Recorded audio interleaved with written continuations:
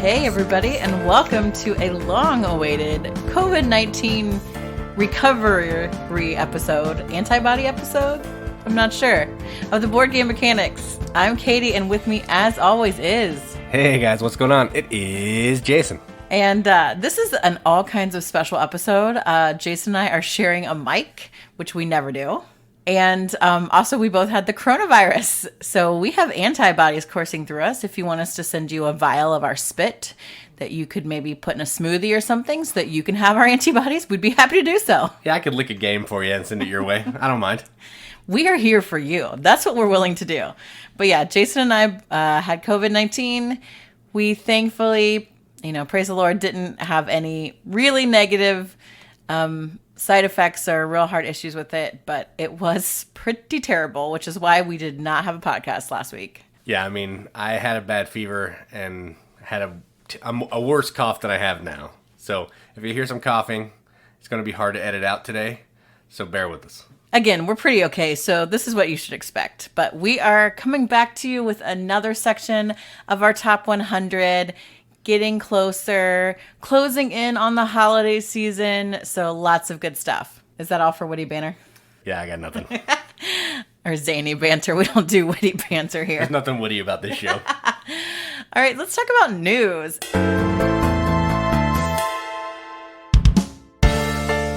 And the first piece of news is better late than never, but so exciting. Grand Austria Hotel has an expansion.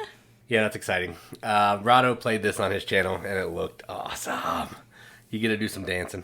I did not watch Rado's review. You never watch Rado's review. I do. I watch more than anyone else. Do I watch Rado? Well, that's probably true. That is probably true. That bar might be low, but it still is more Rado than anyone. So yes, this expansion is called Let's Waltz, I think. Is that right? Yeah. Yes. And when this podcast airs, it is the last day. So if you have not checked this out, we did a little bit of buzz on the Riveted. If you haven't checked it out, you need to, because man, Grand Austria Hotel, one of my absolute favorite games of all time. And now this has I think maybe 5 modules or something to it. I think that's right. I know nothing about it other than when it came out, I clicked back. That's it. Whoa. Jason did an Insta-back. That never happens. It's a good game. Right. So I think there's several modules. I'm thinking at least 4, I think 5. Some of them are just extra cards, like more customers, and you've got, I think, some more employees. But there is kind of a new mechanic where after you fulfill a guest order, you can send them to the ballroom and get points that way. It's like a different kind of thing to keep track of. I know there's a couple other things on it. You can also deluxify your Grand Austria Hotel game through that, through some of my fickle favorites. I'm looking at you, Mike McCorney. Ours is already pretty much deluxified, so Jason just backed the expansion. And the expansion is $47. And it's ending as of the day this podcast drops. So if you somehow missed that, you need to check it out. If you love worker placement, if you love dice, what do you call that? It's dice drafting. Dice drafting. Oh man, you need to check this out. You can also get the base game of Grand Austria Hotel, part of the Kickstarter as well. So check that out. It is today, and it's $47. You should already have the Grand Austria game. Come on. We've only been talking about that for years. That's true. I can't wait to play it. I hope I'll still be able to win. So the next thing I want to talk about, the next game I found, actually remind me a lot of Deep Blue, which is one of our favorites because it's that push your luck deep sea diving, which I love, and it's called Salvage Hidden Treasures. And so in this game, you have got boats, and you also have the option to buy more boats that can go on these salvage dives. And so you've got kind of these tiles, maybe more like cards, I'm not sure how thick they are, that you can get treasure on them. Some of them have pirates that show up. Some of them have weather things. So they're also events. So it's kind of a push your luck. You don't know what's going to come up next on your dive. Is it going to be bad weather? Is it going to be treasure? Is it going to be pirates? Looks like a pretty light family weight game, but the artwork is neat, and I love that kind of deep sea diving theme. So there's 5 days left in that Kickstarter, and it's $36, which is a pretty good deal, I think. Yeah, I think I might have to back this. I'm looking it up right now. I don't know. It might be too late for you. I don't know. It's push your luck. Those are always light. That's true. But yeah, I think the artwork's cool. I like that there's like 4 phases to each turn. So you decide, am I going to buy an extra boat so I can try to do more diving? Am I going to take this wreck? And I think, I'm trying to remember if this is the one that there's multiple ways to play it. You can work together. And it's 12 rounds. So it has like a limited round number unless you're playing like a 2 versus 2, and then it's, I think, 20 rounds. But it's the phases of the moon is the round counter, which I also think is pretty cool. And they've got other interesting stuff in the Kickstarter, like I think t-shirts and stuff, which I think is kind of funny. But I think it looks like a fun little treasure diving game. So that is Salvage Hidden Treasures. It's a little expensive for what it is, I think, but it does sound cool. All right, and the last game I want to talk about, I believe someone mentioned this in the Riveted. Was this you, Tim? Maybe. Some call him Tim. And that is Pachakuna. I think it was Scott. Oh, Scott. Shoot. Yeah. Scott, I like you better than Tim anyway. This doesn't have minis. Tim would never That's talk true. about this. No minis, no Cthulhu. It's not Tim. It's Scott. I like Scott better than Tim anyway. Ooh, called you out, Tim. Pachakuna. It is a game with alpacas, I do believe. Or llamas. I think it's alpacas. They're the same. They're not the same. They're effectively the same animal. But this is a 2-player only game. And you are like die traders, DYE. And so what's really cool about this is it's got these cool... Wait a minute. Pacha from Emperor's New Groove. Yes. Ah, I get it now. Hey. All right, keep going. Side note, as I was in the middle of explaining this really cool game. Sorry, I just looked at it and it just registered in my head right now. Just like when Jason figured out, oh, that looks like the app home screen of an iPhone on smartphone. Amazing. Anyway, so there's these cool, like the board can change and move. So it's got these hexagons that are like 2 leveled, which is cool because one player moves on like the mountain passes and the other player moves through the valleys. And so you can like move tiles around to like adjust your path because you're trying to deliver these different colored dies to these different little outposts that are all around the area. And so the first person to collect, to deliver all 7 of the different colored dies wins. Also, you get like this cool like hand-woven bag with the Kickstarter. I think maybe you draw the tiles out or something. I'm not sure what you do with the bag, or it just looks cool. I don't know. You can also like add on like a plush llama, but So apparently they're llamas. they are llamas. Yeah. See, that's what I thought. Yeah, a large fabric bag that you can store the whole entire game in. Altiplano is alpacas, Yes, maybe. yes. So this is actually llamas. And the llamas, the little llama meeples are wicked cute. And you can like actually lay the different like dye fabric things on top of them. And so if we ever back this game, I would just probably lose because I would just be playing with my llamas. But it's really cute. So I think this is definitely worth checking out. It's 11 days left of the Kickstarter, $43, and there's some cool bits in it. Yeah, I think this one sounds pretty cool. I don't know if I would back it because it seems kind of abstract-y, but it does look cool and it has a cool theme. And now that I know that scene in Emperor's New Groove is a clue to what's going to happen, it makes so much more sense now. Right. I just think that being able to rotate the tiles and that each player then navigates their pathway over the game board based on how if you're the mountain tile, the mountain part of the tile, or the like valley part of the tile, I think that's a really neat thing. So that's Pachakuna. Check it out. And that's the news for today.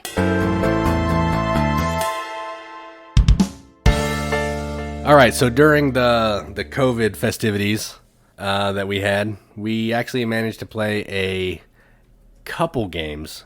So as according to Katie typing right now, it was 3 games that we played. And the first one that we're going to talk about, we wanted to play because we played, what was that? One of the West Kingdom games, and it felt just like this one, and that game is Orleans. So Orleans is a game where you're trying to pull chits out of a bag to get these certain workers to activate certain spaces on your player board. You're moving around the city of Orleans trying to collect different types of resources. You're using those resources to earn points at the end of the game or turn them into score like some pick up and deliver points. You're also trying to move up on like 6 tracks to get new chits to come into your bag, to determine how many chits you can pull out of your bag. So much good times. And every round there's an event that's going to slap you around possibly. Or it could give you some goodies. So we played Orleans. So what do you think about Orleans? I had forgotten kind of like what my strategy was or something. Like I had trouble getting started. I think it was Paladins. Oh yeah, Paladins. Yes, that is right. And every time there was a plague, my monks are the ones that always bit the dust, which made me real sad. But we played with the expansion, not Intrigue. You don't like Intrigue. Trade. Trade. Played the Trade expansion. Intrigue sucks. Because it's mean.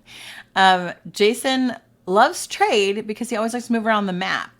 But I actually did a lot of moving, and I banked major points through Trade. So that's fun. And then I guess that's why I like Orleans, is because, again, every time you play, you can do something different. There are multiple pathways to victory, which is a phrase I say all the time about why I love a game. And so, yeah, it's good. It is ugly as sin, but it is really fun. It's pretty gross. Like, the art is like, I think Clemens Franz or something, that weird Agricola style art. Everybody knows what it looks like. It's so gross. But yes, this is a great game. And after playing Paladins, we wanted to play Orleans, so we played it. One of the next games we played is a short little simple push your luck game. And it's called The Legend of the Cherry Tree that blossoms once every 950 billion years. It's every 10 years, I think. But this is a little push your luck game where you're pulling cherry blossoms out of a bag. And depending on what type of blossoms you pull, you have a choice. You can put all of one color behind your board and some in front. If you bust, then you can only put some in front. And you're trying to do some set collection in the back of your board that only you can see to try to get different majorities of 2 different types of colors. And in the front, you're just trying to get more than, I think, 4 of each color so you can get positive points. And there's 3 little player power or special powers that you can get if you pull certain types of chits out of the bag. And it's pretty, but I'll let Kitty talk about that. So what do you think about this one? Yeah, compared to Orleans, which is like a lot of yellow or orange, The Legend of the Cherry Tree is so gorgeous. And I love that about it. And it's Push Your Luck, which is one of Jason's favorite things. I kept busting like every single stinking time. And I don't remember who won this, but I didn't do as bad as I thought. It was probably you. It was probably me. But it's so simple, and yet you really have to think, okay, I can't leave any colors by themselves out front. What do I have going on in the back? Do I have cool colors? Do I have warm colors? How am I going to use the wilds at the end? It's short. It's over so much faster than like you think. But there's a lot of good decisions. Like it's a good game. I'm glad we pulled out again. All right, and the final game that we played, and we're not even kidding, we really only played like 3 games. And that would be the newest expansion for Harry Potter Hogwarts Battle. We played Charms already.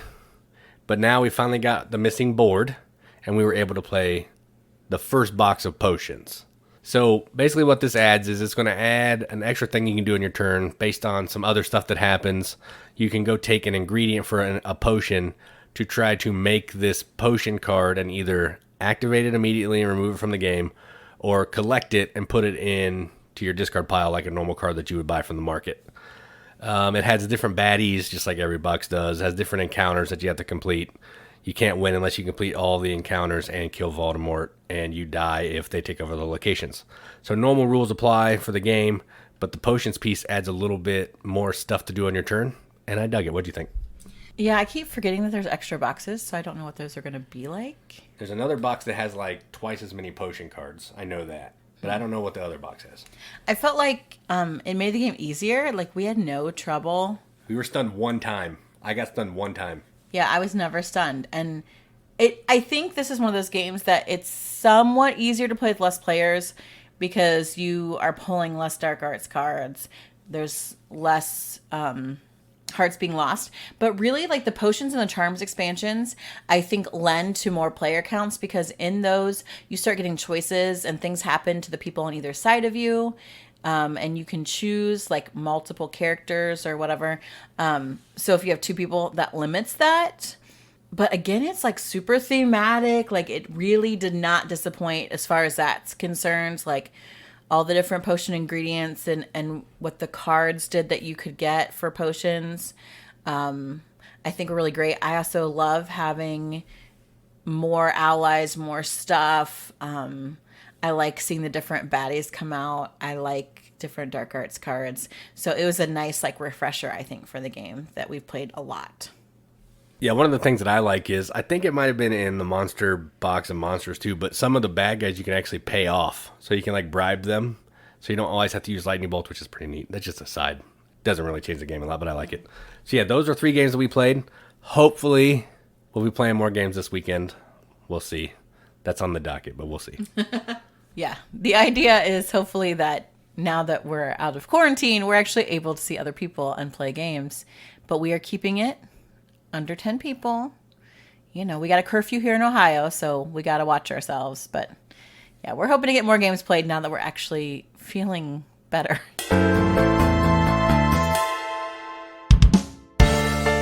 So long awaited, I guess, okay, 1 week awaited.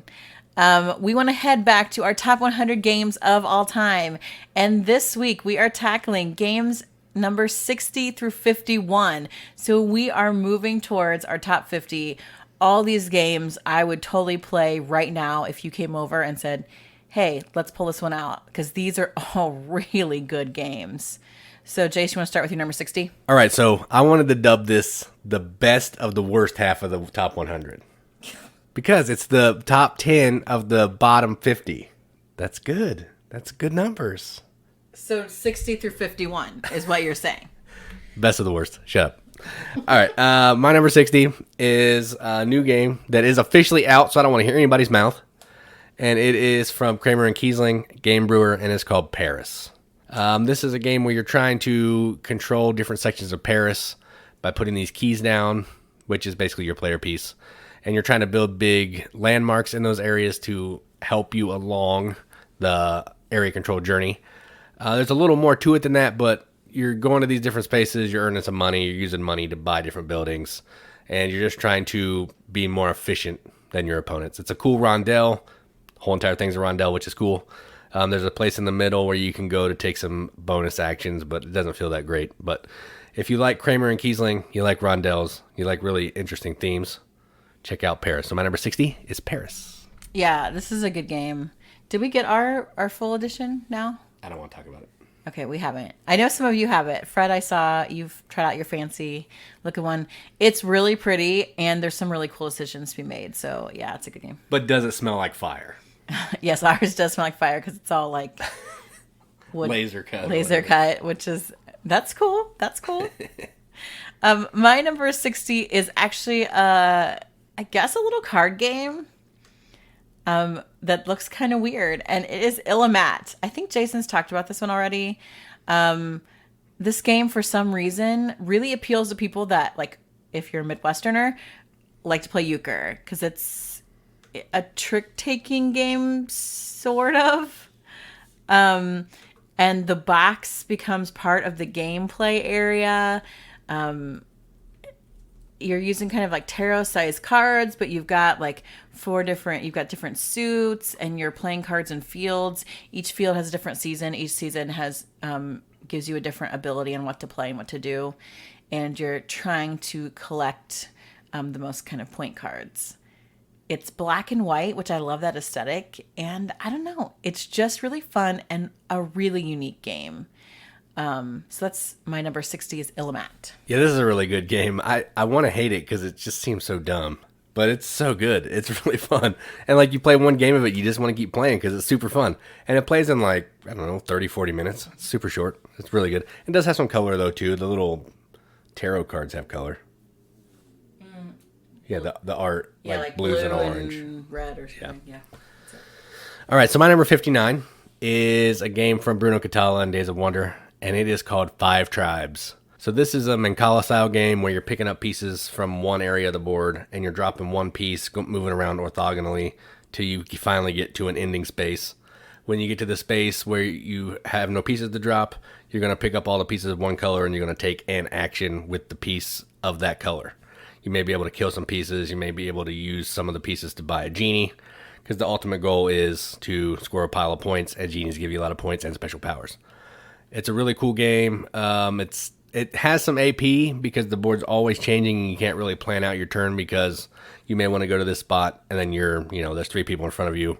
They're going to change the board around dramatically. So it does have some AP, but if you can get through that, it's super fun and it just looks great because it's Days of Wonder. So my number 59, 5 Tribes. I can't remember if I've talked about this one yet or not. I think it might be Heir. I like this game. The production is insane. And it does have like a really neat like mechanic that you don't see that often. So it's a good choice. My number 59 is a game about spies. And I love spy theme. I wish we used it more. My number 59 is a game called Covert. And we picked this one up off of like a super sale table. Because I'm like, ooh, spies, that sounds cool. It's basically, it's like you program your workers and then you fire off all your actions. And you are going to different places to collect like spy gear that you need to fulfill certain contracts. You are like toggling through some numbers to unlock suitcases. I mean, you're just doing cool spy stuff. I don't think together they feel real thematic, but each thing that you can do is very spy themed. And like deciding where to go and like to beat out other people to certain things. Like it's got like shoe phones and yeah, it's like Get Smart style spy. Yeah, and I just really love that. It's like, I think an underrated game. I don't know that a lot of people talk about it, but if you like spy theme and I'd say it's a worker placement that you program your workers. You should totally check out Covert, my number 59. I don't know who's it by or anything. It's Renegade, and Ken Klinko is the designer. My number 58 is a game by Uwe Rosenberg. I think that's right. Yes, that is right. I was drawing a blank. This is after he got sucked up by the aliens and had to feed people, remember? And this game is Agricola. So this is a game where it's a worker placement game where you're going out to collect different types of resources to build buildings, different types of food to feed your people, because this is the game where he wanted you to start feeding your people or you have to beg and lose a bunch of points. And there's also, to go along with that, there's these cards that you can have that are like minor occupations and major occupations that when you play them, you have special abilities throughout the game. And you can have piles of them. There are just so many cards that you can get throughout the game to just change the game around. You can have kids, you can have animals in your pens. It's basically like living life, but more punishing, I think, almost. No. So, yeah, that's true. I mean, they don't have to homeschool their kids in this game. So, my number 58, an Uwe Rosenberg classic, Agricola. I really like Agricola. I love to play with all the little meeple and all the wooden-shaped pieces. That's my jam. And I've never played Caverna, so those of you that want to get up in arms about Caverna, one of these days I'll play it. But there's like really cool like card selection here that you can get jobs and different things, specialties. I forget what they're called, but that makes it really good. So my number 58, we just talked about and played, and that is Harry Potter Hogwarts Battle. And I'll include all the expansions in here just because, but even without them, I love this game. It is a deck builder. I love deck builders. It is so deeply thematic. If you are a Potterhead like me, like, it's so hard to resist because you're seeing all your favorite characters come out. They do things that are really in keeping with their personalities. Each character deck has items that you know belong to those people. I always play Hermione because I love her so much and we are like kindred spirits. It's just a fun game. It's nice to all gang up on Voldemort and the baddies. It's just good. It's good, clean fun. So, number 58, Harry Potter Hogwarts Battle. Yeah, that is a good one. I don't have much more to say because we talked about it up at the top, but it is a good one. All right, my number 57 is another Bruno Catala game. So this is my Bruno Catala list, apparently. And this is a push your luck game, sort of. And it's called Abyss. So what you're trying to do in this is you are going down into the depths and you're trying to collect different types of, I think they're called like allies or something. They're these little tiny cards that have different colors on them. They mean things and they have like different races or whatever. I don't care. They're red, blue, yellow, white, and green. So what you're doing is you're trying to decide if you want to take a card that has a certain value up at the front. So let's say I got a 3 blue. I'm trying to decide if I want to take that card or if I want to auction that off to other people so someone else can buy it. If I pass that card, then I'll, keep going. But eventually there'll come a point when I have to take a card, and it could be a terrible card that I don't want.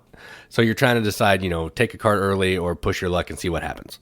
And then what you're going to use those cards to buy these or recruit these like generals or I thought those were the allies. Leaders. Yeah, I don't know. But you're using the little cards to hire bigger cards that are going to give you like special abilities. And you're also going to be getting these keys that are going to help you unlock different like locations. I don't know what those are actually called, but they're these little extra boards you can just get that are like really big and awkward that are going to give you extra points. So you're just pushing your luck to get cards to score points. And I think after someone hires like 7 of the big cards, the game's over. It looks really nice. It has cool art. It has a lot of black. The box is kind of gross, but I like the way it looks on the table. So my number 57, Abyss. Yeah, I never would have picked up Abyss based on the box because I thought it looked like some scary, like, dungeon crawl fighter thing, but it's so not. And the artwork inside is much prettier, and the gameplay is really fun. And I love the pearls that you get. Like, that's like my favorite thing. Of course it is. Some kind of random thing that I can play with. My number 57, it's a huge drop. It was probably in my top 10, I think, last year. But it's just because I haven't played it very much. And honestly, maybe we've only played this at 2. But the game is Trismegistus. This game is amazing. It is thinky. It is about alchemy, where you're like converting different elements into other things. And so it's a lot of, okay, I need this type of metal. Okay, how do I get that? Well, then I have to go here to get that. Well, then that's going to convert to this. And do I want to keep it like that, or do I want to change it to something else? And do I want to follow you in your action or not? Because it's got some of the Italians, if I'm right, in that design. So it's like, okay, do I take like an extra action when you take your action, or do I want to save that? There are just so many really cool decisions on this. And I liked it the couple times I've played, and I just need to play it more. It's so good. It's a really, like, if you want to go from, pretty decent medium weight game to what heavier game is like, Trismegistus is where it's at. So that is my number 57. Yeah, this game is good. It's probably one of the heavier Italian games, for sure. Like, it's not hard to play, but man, mixing, like, turning that stuff into other stuff and following the path, that can mess with your head a little bit. So yeah, that's a good one. It's higher on my list. My number 56 is a game from Paolo Mori, and it is called Libertalia. So this is a game where it's a simultaneous action selection game. So everybody starts out with the same cards. And what you're going to do is you're going to be playing a card face down, and then you're going to flip your card, and based on like lowest to highest value at different phases is going to determine how the card fires. If there's a tie, there are little numbers on the cards that are going to break the tie. So different people have different tiebreakers for each card. But as the game goes on, people are going to keep some different cards back. So during the later rounds, you're never going to really know what cards people have. What you're trying to do is you're trying to collect different types of like treasure, sabers to kill other people's stuff. You're just trying to score the most points effectively by getting treasure. It's a really cool game. It's not hard to play. If you can, if you can play a card at the same time as everybody else, you can play this game. And it has cool pirates. But tricky part about this one is I think it's hard to find now. So if you don't have it, sorry, but you can find it on BGG probably. So my number 56, Libertalia. I really like this game a lot. It might be higher. I honestly don't know. Because in general, I have no idea where anything is. But I do know I like this. I like pirate games a lot. And this one is really cool. And I like to say Paolo Mori. So my number 56 is what I would consider a party game because you can play it with a lot of people. But this is one of the best non-party party games out there, and that is Ladies and Gentlemen. This is another random acquisition for us. I kept seeing it at this game store, and I'm like, this looks so fun, babe. This looks so fun. And he's like, "Argh." So finally Jason gave in and bought it, and we have played it, and it is so fun. So you've got, we maybe have talked about this. I don't know if it's in the live or in the top 100, but you got ladies on one side, gentlemen on the other. Again, you can have ladies play ladies or gentlemen play. It doesn't matter. Someday I'm going to play the lady part because it seems way more interesting than the gentleman part.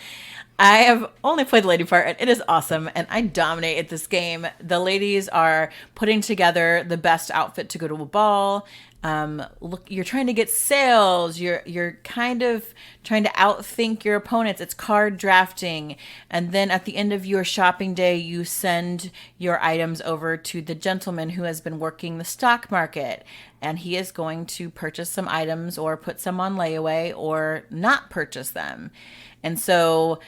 But he doesn't know, as the lady, what you're working on for your outfit, what you're putting together, and a lot of the burden of the points falls to the ladies' part of this game, which is why I really like it. It's fun. It's kooky. When you get into the roles, it's hilarious. A couple of our friends like insisted on speaking with accents for like no reason during this. There was a reason. It was hilarious. True. And so just saying, no, dear, we can't afford that, or this is preposterous. How dare you refuse me? It's just hilarious. So that is, and a fun game to play. My number 56, Ladies and Gentlemen. And don't take yourself too seriously in it. It's a super like gender role game. Who cares? Play as a female if you're a guy. Who cares? It's fun. My number 55 is a game from Keymaster.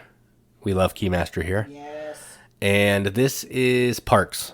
This could be Parks with or without Nightfall. I don't really care because Nightfall doesn't change the game enough for me to probably affect my ranking here.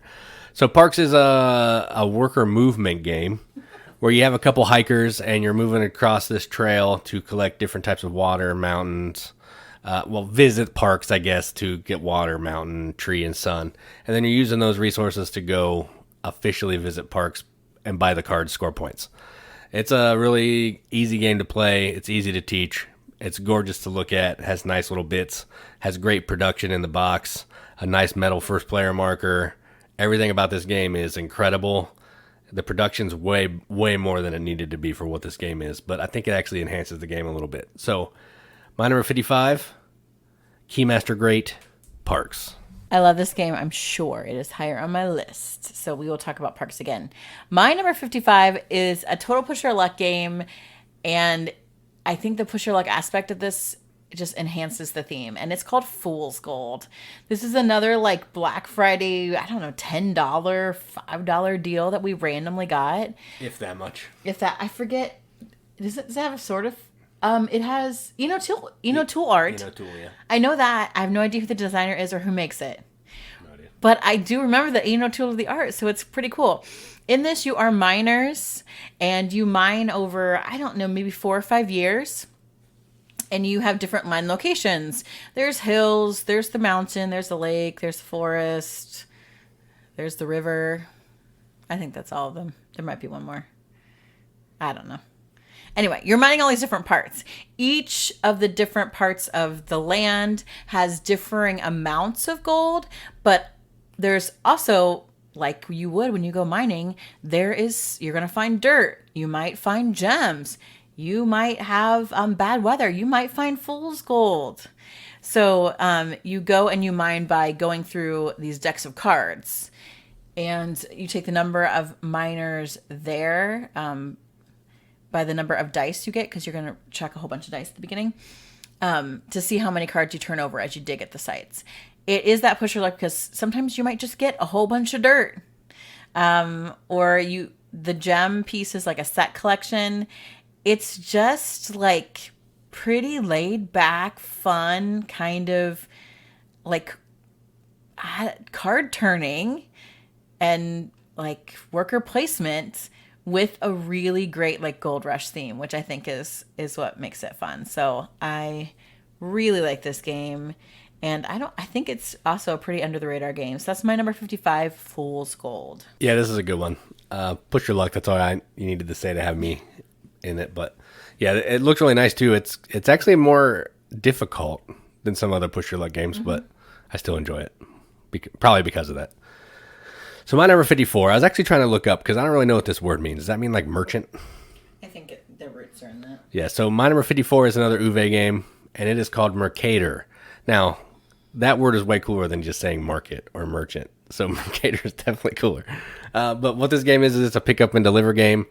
You're going to different locations on the map, getting different types of goods, and then you're going to other places on the map to sell those types of goods that you got earlier. It seems like it's going to be easy, but there's nothing easy about this game. The locations that need the goods do not work with where you have to go to get the goods at all, and you're piggybacking off of other people just to maybe not even be super efficient, but just to get that one extra good you may need at some point in time so you can make your delivery more valuable. It's a brain burner of a game that's pretty easy to play, but man, it's tough. But I like it. So my number 54, Merkator. Yeah, that game is freaking hard, but it is really fun. It's just like, you're like, oh, I got this stuff. Crap, I'm not even close to the place where I need to be. And neither are you. And neither are you. Awesome. It really, it's hard, but it is good. My number 54 is a much lighter game. And this is a game that I used to hate. And for your all's sake, I gave it a second try. And now it is my number 54, and that is Broom Service. Broom Service, Ravensburger is the one that we have. I do know that. And Alexander Pfister. Okay, sure. That's the only. Do you do Blackout Hong Kong too? Yeah. Hey, look at me go! I know something. Katie's learning. You're welcome, Alexander Pfister. In Broom Service, you've got these witches and these fairies and druids. Oh yeah, and you're delivering stuff sometimes. Yeah, you're gonna deliver potions, or you're gonna try to like tackle some bad weather. I love the round cards that are events that you can choose to jump in on or not. And you're trying to decide, am I going to be brave first? I want to be brave last, so I get the best movement. It's a little bit silly in that saying, like, I'm a cowardly green druid or whatever, valley druid. I don't know. So it's a little ridiculous in that, but that kind of like, it is push your luck. Do I go with the safe option and get not as good of a turn, or do I go with the completely unsafe option and hope it pays off? And it just looks like it's like cute little fairy tale art. It has really, really grown on me, and that's my number 54, Broom Service. Yeah, it's always fun hearing grown adults say, "I'm a brave weather fairy.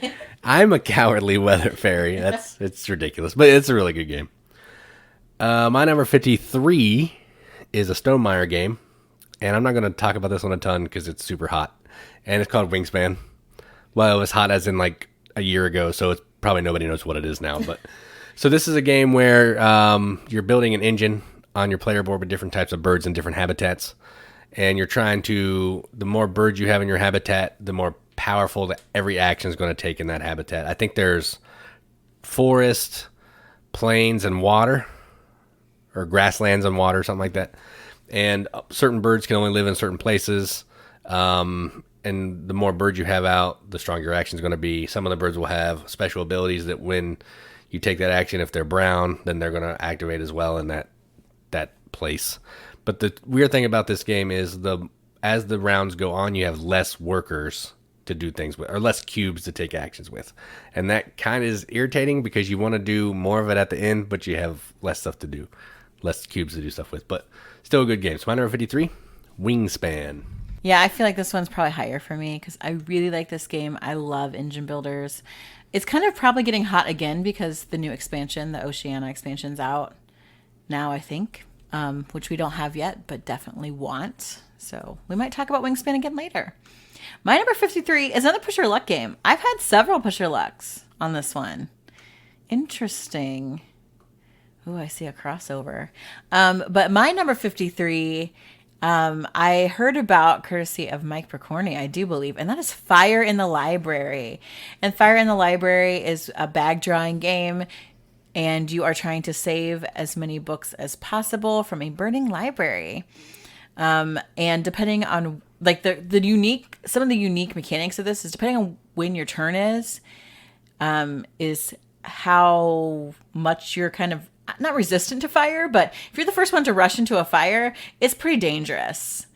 But you have the chance of getting out some really great books. If you go last, probably not quite as dangerous, but it's a little bit of a struggle to find the books because it's been burning for a while. And there's also these really great like tools that you can get to help mitigate some of your draws and like kind of allow you to really catch up in points in like one round. It's amazing what you can do. I would probably, this game would be higher if I had the actual book meeples, but I don't. I just have chits or cardboard chits or something. Cubes, because I have cubes are amazing. But I do really love this game. It's just a fun little light one that I think is a nice bag draw. So that is my number 53, Fire in the Library. Cubes are the best. All right. My number 52 is a game from Plaid Hat. This will be the only Plaid Hat game that comes anywhere close to being on my list ever. And this game is called Abomination, the Heir of Frankenstein. This is a worker placement game, effectively. But what you're doing is you are moving around the city of Paris, I think. Is that right? I think it's Paris or London, one of those two. And what you're trying to do is you are trying to get body parts, bones, blood, organs, all that good stuff, to create your own Frankenstein monster, because Dr. Frankenstein's monster is lonely and he wants a companion. And then after you do that, then you're going to try to shock him to life. I think, or it can be a her. You can make a him or a her, I think. But shocking them is risky, could damage your parts, could make you lose your part after all that hard work. You're going to score points for building parts. You're going to score points for bringing parts to life. There's going to be some events that show up that may slap you around, may shut some spaces down, may put a new beheading in the town square that has really fresh body parts that will last a long time. Kind of macabre, but I like the theme. The game's really fun. So it's on my list. Number 52 for me is Abomination, the Heir of Frankenstein. I've already talked about this game, but I do really like it. It got kind of a lot of crap from people like, it's too long and I don't understand the story parts. They're not that big of a deal. Get over it. The game's fun. My number 52, is this a Plaid Hat game too? Yes. Interesting. A game Jason will never play. I will never play this. I don't even like looking at it on the list. Oh my gosh, it's so good. And like, I honestly played this once, and it's my number 52, and that's Forgotten Waters. This is a pirate-themed game, and it's like a light role player. It would be a great introductory RPG for people, where you are this pirate, and there's some like kind of fun little Mad Lib things that you fill in to get your character. And then you go through a quest, and there are several different ones. And I love that the actual book looks like a book, and you're turning to different pages and you're doing things and you're sailing on the map on the book parts. And each round, everyone has to decide, okay, here's these actions that need to be done or can be done. Who's doing what? Just lots of different variability. The app that you can play with is really cool. I have heard that there's a remote kind of way to play this that works really well because it keeps track of all that kind of stuff. But playing it in person with people is so fun to like act out and use all the cool pirate booty that you have, and just it's just unlike any other game I've ever played, and I can't wait to go through another scenario. And so that is my number 52, Forgotten Waters. Abomination's great. Oh my gosh, stop. So my number 51, the last one I want to talk about on this list this week, is another... Oh, no, this is a Stefan Feld game. I was going to give Uwe credit. No, this is Feld. And this is from Queen and Stefan Feld, and it's called Amerigo. And this is a game where you are exploring these islands, trying to collect different, I don't know, tea and strumpets and stuff. Strumpets? No. And you're trying to get these different things so you can get other bigger pieces to multiply with them to score a bunch of points. But ultimately what you're trying to do is you're trying to build your color polyominoes on this island when the island gets closed based on how many trading houses you have on the island, or everybody has on the islands. You're going to score some points. There's a boat you're moving around. There's some pirates that show up and you have to shoot cannonballs at them. There's some bonus tiles you can get to score points. It's just a bunch of ways to score points with a bunch of different cubes that you're going to be dropping in a tower. And the cubes that come out, the colors are the actions you're allowed to take, and the strength of the action is the amount of the most cube that comes out. So if 8 cubes come out and 6 of them are blue, but there's also a red and a green, you can take blue, red, and green at a power of 6, which is pretty cool. So you have 6 action points to do with whatever you want on those 3 actions. You're going to play through, I think, like 5 rounds or something, and then in true Stefan Feld fashion, whoever has the most points is the winner. This is a really fun game. It has a lot of stuff to set up, which seems a little overkill for kind of what the game is, but still good. So my number 51, Amerigo. Yeah, I just played this for the first time, and it just fell outside my top 100 after one play. It's really good. The cube tower mechanic is cool. Like, I was really impressed at this game. I liked it a lot. So my last game, my number 51, may sound familiar, and it is Abyss. This game is great. Like I said before, the box looks like, ooh, it's going to be scary fighting. It's not. The inside is pretty, underwater, aquatic, like mer people with pearls and the cool auction-y push or a luck kind of thing. Unlock treasures. It's just, the aesthetic is great. The gameplay is fun. We already talked about it. So my number 51, Abyss. All right, and that is number 60 through 51. So let's do a quick recap on these 10 before next week we head into the beginning of the top 50. Jason.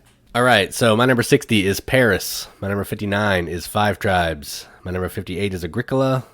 57 is Abyss. 56, Libertalia. 55, Parks. 54, Merkator. 53, Wingspan. 52, Abomination, the Heir of Frankenstein. And 51, Amerigo. And my number 60 is Illimat. 59, Covert. 58, Harry Potter Hogwarts Battle. 57, Trismegistus. 56, Ladies and Gentlemen. 55, Fool's Gold. 54, Broom Service. 53, Fire in the Library. 52, Forgotten Waters. And number 51, also Abyss. Thanks for giving us a week to recover, guys. We are so happy to be back podcasting. We're happy to be back in like what feels like the land of the living after those 10 days of COVID-19. We can say with confidence, though, that we shouldn't miss any more weeks for at least like 8 months with COVID. That's right. We have those antibodies, man. We are ready to go. We're like superheroes right now. Like, just let me know if you want some super spit. That's right. We'll send it to you. So that's our 60 through 51. I don't know if you guys have done your rankings on Pub Meeple. I would love to see them if you have. Did we mention any games that you've never heard of before that you want to try? Please let us know. Find us on Facebook. If you aren't part of the hashtag The Riveted Community, you need to be a part. Everybody there is awesome and positive, and we're just all about playing fun games. Everyone's great. Look us up on Instagram, on Twitter, and definitely on YouTube. We've been a little bit slower in our video content, but we actually bought a new computer. So we're hoping that'll help us put out more videos on YouTube. So like, subscribe, comment. We'd love to hear from you guys. The whole reason we do this is for the free games and then to go to cons. But then third, it's you. Definitely for the free games. Yeah. All right. I think that's everything for this week. I've been Katie. And I'm Jason. Keep gaming, everybody. Keep gaming.